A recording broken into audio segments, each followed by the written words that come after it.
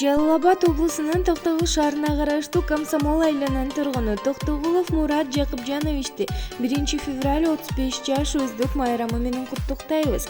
Арыба аялын күчүн кут болсун марекелүү туулган күнү. Бакубатчылыкта бар болуп, жашооң узакка уланып, жашыңа жаш кошулуп, биздин маңдайыбызда дайыма ден соолукта бар бол деп Москвадан агасы Марат, жеңеси Наргиза, карындашы Раяна куттукташат.